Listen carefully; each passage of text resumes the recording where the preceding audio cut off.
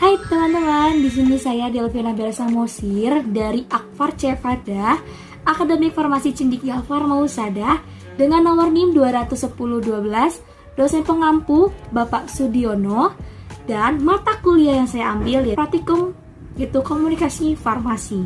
Jadi di sini saya akan membahas tentang salah satu penyakit yang sering banget terjadi di kalangan umum. Nah, yang saya ambil yaitu tentang materi hipertensi. Nah, sebelum kita bahas tentang obat-obatan hipertensi apa saja, di sini saya akan menjelaskan sendiri pengertian dan definisi dari hipertensi. Apa sih hipertensi? Hipertensi merupakan keadaan di mana tensi dalam darah kita melebihi batas normal. Oleh sebab itu, yang kita tahu batas normal dari hipertensi di dalam tubuh kita atau kadar tensi darah dalam tubuh kita yaitu sekitar 120 untuk sistolnya dan diastolnya sekitar 80. Nah, kita kan lagi bahas tentang sistol dan diastol nih. Menurut pengertiannya sendiri, teman-teman tahu nggak bedanya dan apa itu sistol dan diastol? Oke, kita bahas sedikit ya. Jadi, sistol merupakan tekanan tertinggi di dalam tubuh kita, sedangkan diastol merupakan tekanan terendah di dalam tubuh kita. Nah, teman-teman, kita sekarang akan bahas ke penyebab hipertensi itu sendiri. Buat teman-teman pasti sering banget tuh dengar kata-kata, jangan sering marah-marah, nanti darah tinggi. Jangan sering emosi, nanti darah tinggi. Sebenarnya apa sih penyebab hipertensi? Kita akan bahas. Jadi, penyebab hipertensi itu menjadi bagi dua, yaitu penyebab dari sekunder dan penyebab dari primer. Nah, kalau sekunder apa aja sih, Kak? Atau kalau sekunder itu kenapa sih dikatakan penyebab sekunder? Nah, penyebab sekunder itu terjadi karena si pasien mempunyai penyakit pemicu lain. Contohnya aja nih, orang yang lagi sakit diabetes, pasti ketika dicek tensi darahnya, pasti dia tinggi. Karena hipertensinya ini mengikuti penyakit diabetesnya atau faktor pemicu dari diabetesnya. Gitu teman-teman. Sedangkan untuk penyebab yang kedua, itu penyebab primer, itu merupakan penyebab dari faktor keturunan. Nah, hati-hati teman-teman. Ketika teman-teman punya riwayat keturunan hipertensi atau orang tua teman-teman yang mempunyai riwayat hipertensi, pasti sekitar 50% faktor genetiknya akan turun ke teman-teman itu sendiri. Jadi, alangkah baiknya kita selagi masih produktif itu nggak apa-apa untuk ngecek hipertensi kita, untuk mengontrol kadar hipertensi kita. Dan teman-teman, kalau kalian tahu, hipertensi merupakan penyakit killer silent atau membunuh secara diam-diam. Ketika dicek ke dokter, dia penyakit diabetes, tapi tiba-tiba dia terjatuh dan dia meninggal. Tuh, yang kita pikir apa? Pasti sakit diabetesnya. Ternyata setelah dicek-cek lagi, dia tidak pernah mengkonsumsi obat golongan hipertensi. Makanya dia bisa pecah pembuluh darah. Nah, itu teman-teman yang bahayanya dari penyakit hipertensi. Dia membunuh secara diam-diam dengan cara ketika kadar sistol dan diastol kita tidak terkontrol, atau ketika kadar sistol dan diastol kita meningkat dan kita tidak mengkonsumsi obat golongan hipertensi dan kita terjatuh, dan di dalam tubuh kita itu akan terjadi namanya pecah pembuluh darah. Itu penyebab dari pecah pembuluh darah ini sangat banyak. Ketika kita pecah pembuluh darah di bagian otak, kita akan stroke. Tapi ketika pecah pembuluh darah di bagian mata, kita akan buta. Itu teman-teman yang sangat bahaya dari hipertensi. Nah, kita udah jauh banget nih pembahasannya. Sekarang kita pengen tahu nih, berapa sih kadar normal dari hipertensi dan berapa sih kadar ketika orang dikatakan hipertensi. Kita belajar di klasifikasinya. Jadi, kadar tensi normal di dalam tubuh yaitu sekitar untuk sistolnya 120 dan untuk diastolnya 80 mmHg. Nah, untuk itu yang dikatakan normal. Nah, yang dikatakan prehipertensi, dari kata-katanya saja sudah pre ya, berarti mendekati hipertensi. Itu dikatakan prehipertensi ketika kadar sistolnya 120 sampai 135 dan untuk diastolnya sekitar 80 sampai 89. Itu dikatakan prehipertensi. Sedangkan untuk hipertensi stage 1 atau stage 1 hypertension itu sekitar 140 sampai 159 untuk sistolnya. Sedangkan untuk diastolnya yaitu 90 sampai 99 mmHg. Itu dikatakan hipertensi tahap pertama. Untuk tahap selanjutnya, yaitu tahap terakhir, tahap kedua, itu lebih dari sama dengan 160 untuk sistolnya, dan untuk diastolnya lebih dari sama dengan 100. Jadi jangan salah kaprah dulu. Ketika orangnya 120/90 dikatakan hipertensi itu teman-teman, segera minum amlodipin. Nah, bukan kayak gitu teman-teman cara klasifikasinya. Kita sudah belajar di tabel ini. Oke, selanjutnya kita akan bahas tentang pengobatannya. Tadi kan sudah penyebabnya nih, sudah klasifikasinya, sekarang pengobatannya. Untuk penggolongan obat yang pertama, yaitu obat golongan hipertensi ini, yaitu golongan diuretik. Nah, apa sih mekanisme kerja dari golongan obat ini? Yaitu menghancurkan kadar garam atau kadar natrium di dalam darah. Jadi ketika kadar garam atau kadar natrium di dalam darah kita menurun, pasti kadar tensi darah kita pun ikut menurun. Nah, penyebab dari kadar darah meningkat itu tidak hanya dari faktor makanan saja, teman-teman. Hati-hati, ada penyebab dari obat-obatan lain. Contoh, ada sebuah pasien, dia sakit pinggang atau sakit kaki, dan dia minum obat penreda nyeri, yaitu golongan natrium diklofenak atau diklofenak sodium. Itu hipertensi tidak akan bisa terkontrol. Karena itu, dia ingin menghancurkan natrium dalam tubuh, tapi dia mengkonsumsi natrium. Sangat kontraindikasi. Jadi, untuk teman-teman yang orang tuanya lagi sakit hipertensi dan sakit ngilu-ngilu juga, coba dicek obat-obatannya. Ada nggak kandungan natriumnya? Gitu teman-teman. Nah, secara penggolongannya sendiri, tadi kan kita sudah bahas mekanisme kerjanya nih. Sekarang kita bahas apa aja sih obat golongan ini? Yaitu pertama yang kita sering dengar HCT, yaitu hidroklortiazid.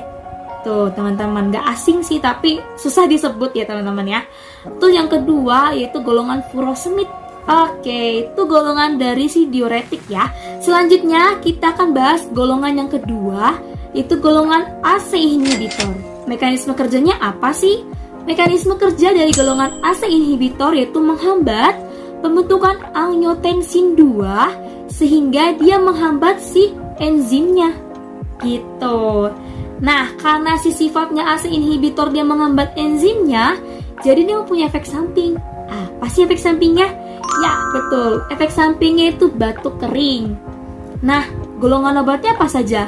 Golongan obatnya yaitu di bagian belakang-belakangnya itu ada kata-kata pril-pril. Apa itu teman-teman? Ya, kaptropil, lisinopril. Itu obat-obat golongan ACE inhibitor yang mempunyai efek samping batuk kering. Biasanya orang-orang atau pasien-pasien yang mengonsumsi obat golongan ACE inhibitor tidak disarankan mengonsumsinya sebelum tidur. Kenapa? Karena dia akan mengganggu jam tidurnya. Kan nggak kebayang nih teman-teman, orang tua teman-teman lagi tidur, tapi pas lagi tidur batuk-batuk kering, pasti sangat terganggu. Makanya disarankan minumnya itu sebelum makan pada pagi hari. Langsung ke golongan yang ketiga, yaitu golongan ARB.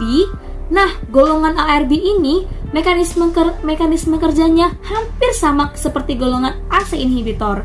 Yang membedakannya yaitu dia bukan menghambat si enzimnya, tapi dia menghambat si reseptornya. Makanya golongan ARB ini tidak mempunyai efek samping batuk kering. Jadi biasanya dokter itu akan meresepkan untuk pasien hipertensi yang tidak nyaman dengan golongan si ACE inhibitor, yang tidak nyaman dengan si batuk keringnya tadi, pasti dialihkan ke golongan ARB. Karena selain mekanisme kerjanya hampir sama, dia tidak mempunyai efek samping dari si ACE inhibitor. Nah, biasanya obat-obat golongan ini dihargai sangat mahal. Nah, ini biasanya banyakkan pasien rumah sakit atau apotek lebih sering mengeluarkan obat golongan ini. Nah, apa aja sih teman-teman golongannya? Yaitu pertama, kandesartan, losartan, irbesartan, dan valsartan. Pokoknya yang ujungnya ada tantannya. Itu cara nginget yang cepat ya. Lanjut, kita ke golongan yang keempat, yaitu golongan beta blocker. Nah, dari kata-katanya beta blocker, mekanisme kerjanya apa sih? Yaitu menghambat reseptor B1. Nah, dia hanya menghambat reseptornya saja, seperti sama dengan si ARB. Tapi obat golongan ini mempunyai efek samping. Apa itu efek sampingnya? Efek samping yang pertama yaitu disfungsi ereksi. Wah, bahaya banget ya tuh teman-teman. Yang kedua yaitu bronkospasma atau pengecilan bronkus. Jadi biasanya orang-orang yang punya riwayat asma atau orang-orang yang mempunyai riwayat bengek tapi dia mempunyai riwayat hipertensi juga, itu tidak disarankan mengkonsumsi obat golongan beta blocker karena dia makin menyempitkan si bronkusnya. Gitu teman-teman. Nah, apa aja sih golongannya? Yang pertama yaitu atenolol, yang kedua bisoprolol, yang ketiga metoprolol. Pokoknya yang ujungnya lol. Ya teman-teman ya, bisa diingat. Lanjut, kita ke golongan yang terakhir yaitu calcium channel blocker atau CCB. Nah, mekanisme kerjanya apa sih? Mekanisme kerjanya yaitu menghambat influksi kalsium pada sel otot polos pembuluh darah dan miokard. Nah, obat ini merupakan obat yang paling aman untuk pasien-pasien yang punya gangguan jantung. Contohnya kayak pembengkakan jantung, atau dia punya riwayat jantung koroner, segala macam. Ini aman teman-teman untuk pasien tersebut. Obatnya yaitu ada amlodipin. Pasti nggak asing lagi kan dengar kata-kata amlodipin, obat hipertensi. Ya, obat ini merupakan obat golongan CCB atau canal blocker, calcium canal blocker, yang mempunyai efek samping sedikit dan paling aman. Nah, teman-teman, setelah kita bahas tentang penyebab, klasifikasi, penggolongan obat, sekarang kita bahas kebiasaan kita swamedikasi ke pasien yang sedang atau mengonsumsi obat hipertensi. Di sini saya akan menjelaskan beberapa kasus pasien hipertensi yang ada di apotik. Nah, teman-teman, kasus yang pertama yaitu seorang pasien datang ke apotik dengan riwayat hipertensi. Dan ketika dicek tensinya yaitu 140/90 mmHg. Dia sering mengkonsumsi obat hipertensi yaitu captropil. Dia menanyakan kepada apoteker, dia merasa tidak nyaman dengan obat itu karena sering merasakan keluhan batuk. Dia ingin menggantikan obat tersebut.